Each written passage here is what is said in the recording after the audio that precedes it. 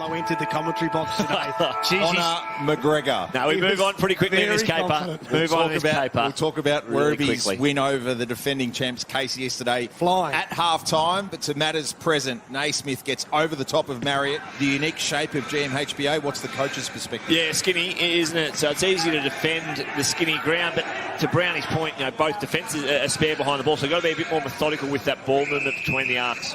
It's the former Casey Demon, Bryce Milford, 42 on screen for Porters.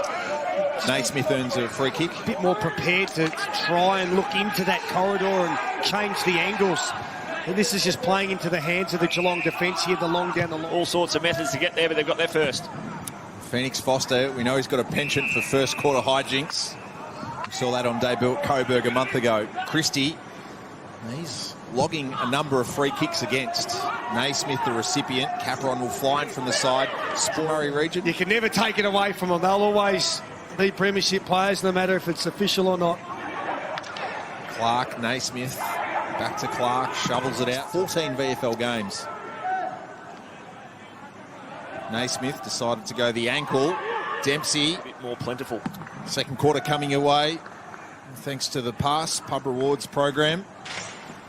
Yeah, We know they don't love to bite off the inside kick. Marriott. Kick went to Byrne, who was... yeah, so he'd want to play well this afternoon, right under the nose of the recruiters. He's been...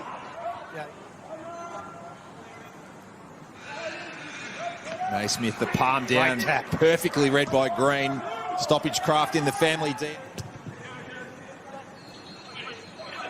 Foster tried to get over the top. Naismith didn't complete the grab. Initiated that whole chain, kept following up with run and handball, and that's their best passage of play for the... If they do have to kick it in a hurry towards a big man. Naismith trying to get his team going. Cousins flew high. Scooping it, Capron. Willis. Norton getting a feel for the level. Oh, they haven't paid it. Tried to take on Naismith, who thought he did enough in the tackle. I love seeing that from your big man. 7 inside 50s for the Cats for 3 goals, 1. It's tremendous. Both captains having big games. Byrne with 2. Hooper with a team high equal 12 possessions so far. Very good runner, good outside midfielder. Ability to read both ways. He gets the ball right there. Now to pay the free kick. 5 lead changes, all of them in this quarter. Fist forward from Naismith, booted out of midair and high above. Scoring in the dying moments of this quarter far better than the Cats. So can Port grab back the ascendancy. Angus Byrne with 3 for the Cats. Gasper 2 for Port. Free kick to Naismith in the shadows of half-time. McFarlane medalist as the Borough's best and fairest last year. Cats rolled the Bombers, who, of course, a month and a half later were the AFL premiers. Naismith chopped off Chelcraft. With Dempsey.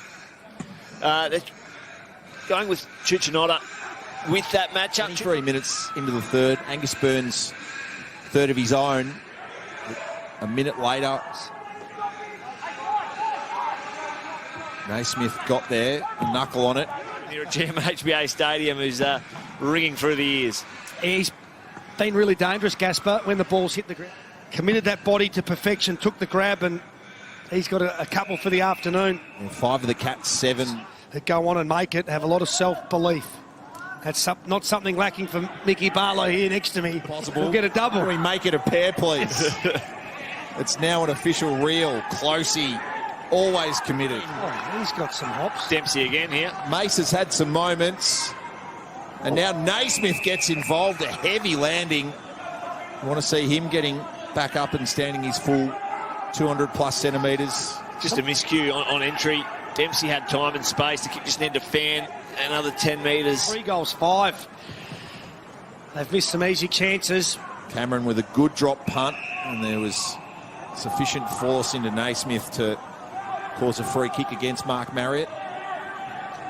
It's in this position of the ground where Hunter took the game on through the corridor and got their only really offensive threat this quarter. Still lacking a handball receive option there, surprisingly, was Nathan Cinch. Chaffers major at the 12-minute mark. The swimmer. They need to change angles. Dutchman? A couple of times that they kick. It's probably the fit because of that need for reinforcement for more of a one-on-one Key. defender. Defender.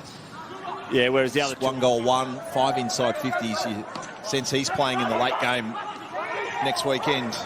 And that's, I mean, that's a player that every possession he's had impact. He hasn't just accumulated. That handball hits, they're out the other way and potentially scoring, Port. But you can't turn the ball over in that part of the ground when you're all running offensively and not expect to get hurt the other way. Tom Panuccio well and truly turning that frown upside down with checks out for a spell being so close to the interchange. On. Marriott slapped out of the hands. Dylan Clark back on and running into the bottom of your screen there for this contest. Naismith to Green, who's... Naismith over the top. Clark, 7 in the second and 6 in the third. Naismith tried to clear a path. So state of game. Have you looked to equalise, which they've done quite well at the moment. They haven't given Geelong that spare defender behind them. On Norton, Chalcraft, Naismith. It should be his, and it is. If he comes laterally here, there's players on in the middle of the ground. It looked he didn't feel confident enough. Tumbling left foot ball, gives it straight back. Stubbings and Tom Hurd hoping for perhaps one last run here. Lucas just stepped in. When I'm going up to the Gold Coast, if you can just tack a day on earlier and stay an extra day after the game for recovery. Certainly tried his hardest for Port this afternoon, but the Cats in the end have just enough, and that picture sums things up. What a contest it was.